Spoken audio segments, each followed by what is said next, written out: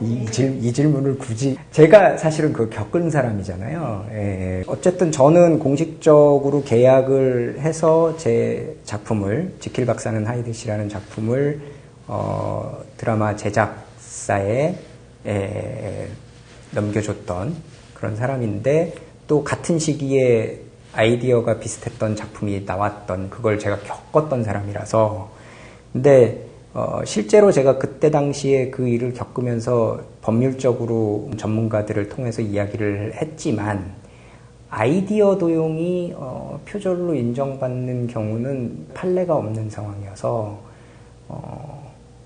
사실은 한국 안에서는 어쨌든 핵심 아이디어라는 것을 누군가가 가져다가 썼을 때 그것을 원작자의 고유의 권한으로 인정해 준 케이스는 없어요. 한국에서는. 그래서 저도 소송까지 가지는 못하고 상황이 정리됐는데 그러니까 웹툰이 지금 굉장히 호황을 누리고 있고 영상을 제작하는 사람들이 웹툰을 다 바라보고 있잖아요. 그래서 실제로 꽤 많은 웹툰 작품들이 영상화가 되고 있고 그런 상황에서 이 문제는 사실 좀 제가 회장으로 있으면서도 그 부분에 대한 이야기들을 했고 실제로 저 말고도 또 몇몇 작가들의 사례가 터졌을 때 그것을 협회에서 공식 입장을 발표하기도 하고 그랬지만 실제로 그것이 효과가 있느냐에 대해서는 좀 의문이거든요. 그래서 이거는 사실 같이 창작을 하는 입장에서 그러니까 영상물을 제작하시는 분들이 조금은 정정당당하게 접근을 해주셨으면 하는 바람을 가질 수밖에 없는 측면이 있고요.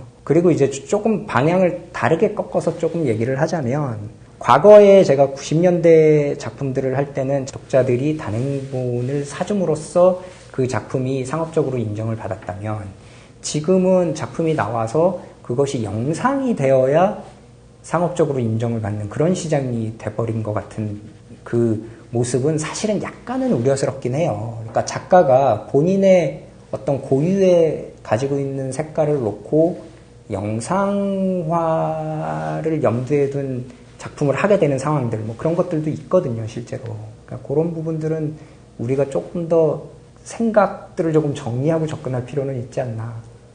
그렇게 생각합니다. 조언이라고 한다면, 이제 뭐 계약서를 얼마나 탄탄하게 쓰느냐의 문제에 대해서 디테일을 좀 파봐야 할 것이고 조금은 나이가 어리고 경험이 없어서 그 계약과 관련된 부분에 있어서 조금은 서투르다면 지금 현재 만화가 협회의 도움을 받거나 사실 지금 법률 시스템도 갖추고 있긴 하거든요. 만화가 협회가. 그래서 협회의 조언을 받거나 아니면 개인적으로 법률가의 조언을 받거나 아니면 경험이 많은 선배의 조언을 받거나 그러는 게 좋겠죠. 아트로라는 이름의 문화 쪽을 담당하는 그 변호사분들이 계신 거예요. 그래서 그분들하고 저희가 그 일종의 MOU 같은 거를 맺었거든요, 만협이. 그러니까 회원이라면 만협에 내가 이런 문제가 있다, 법률적으로 이런 문제가 있으니 좀 도움이 필요하다라고 만협에 요청을 하면 만협이 또 그 변호사분들하고 얘기를 해서 가능한 법률 조언을 해줄 수 있는 그런 시스템을 갖추고 있어요. 실제로 강형규 작가라고 있어요. 다음에 연재했던 그 친구가 JTBC였나 어디였나 해서 드라마가 하나 됐어요. 근데 그 드라마 되는 과정에서 조금 잡음이 있었거든요. 그래서 법률적으로 좀 도움이 필요하다고 저한테 실제로 전화를 했었어요. 그래서 저도 도움을 받았던 변호사를 연결을 해줘서 일을 잘 해결했다는 얘기도 들었거든요. 그러니까 일단은 좀 어리고 잘 모를 때는 알고 있는 선배들을 찾거나 또는 만협을 찾아버리면 조금 더 일을 체계적으로 접근할 수 있는 그런 길일 거라고 생각해요.